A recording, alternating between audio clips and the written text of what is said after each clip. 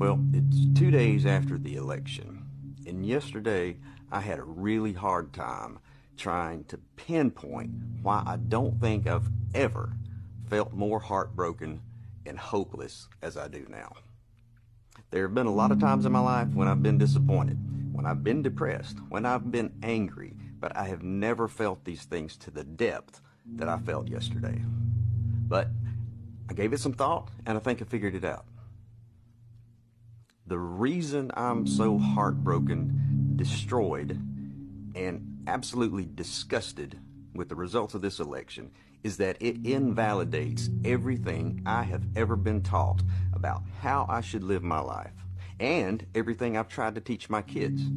So it's an absolute betrayal to realize at 57 years of age that when it comes really down to it, over half of this country really doesn't value the notions of being kind, being generous, loving your neighbor, being accepting, having empathy, showing understanding, being truthful, being ethical in business, being sensible and level-headed, not being a bully, not being selfish, and not being a total asshole.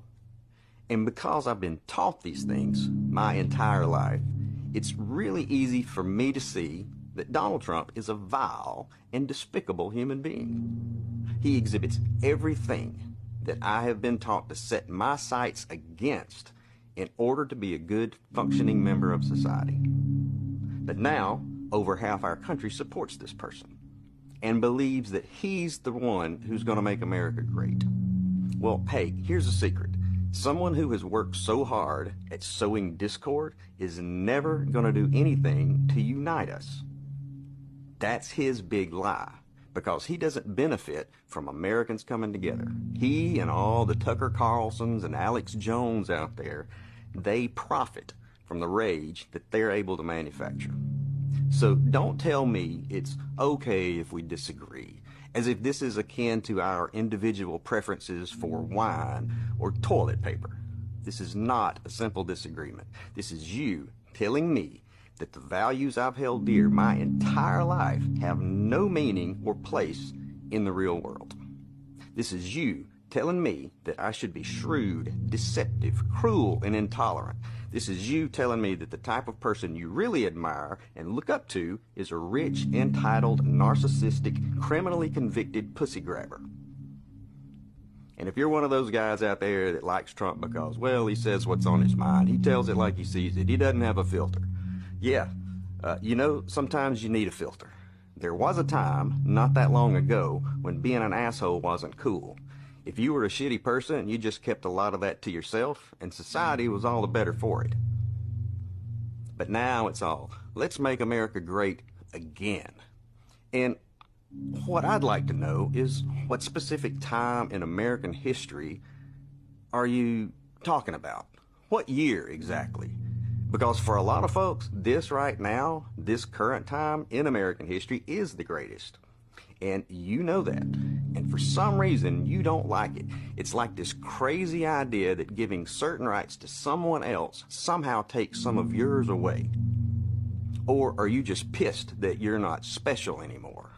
And so you can feel special again, you'll be more than happy to drag us all back 70 years when our black brothers and sisters had to drink from separate water fountains, or back when if you were non-straight, you had to stay in the closet.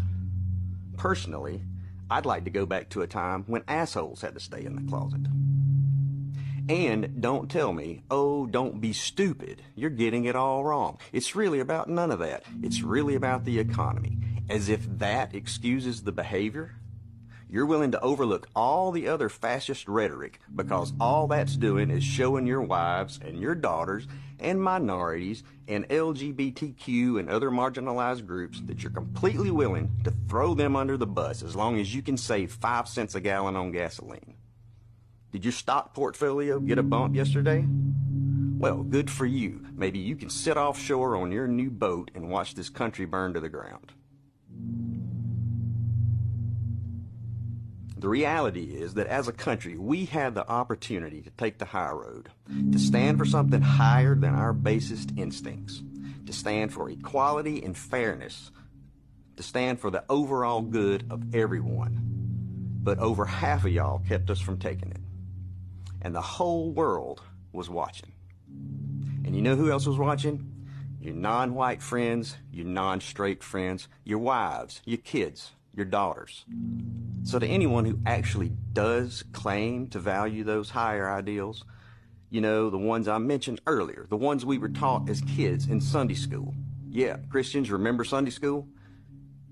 If you claim to hold any of those same values, but are at the very same time enamored with Trump and perfectly pleased with the outcome of the election, me and millions like me deserve a fucking explanation.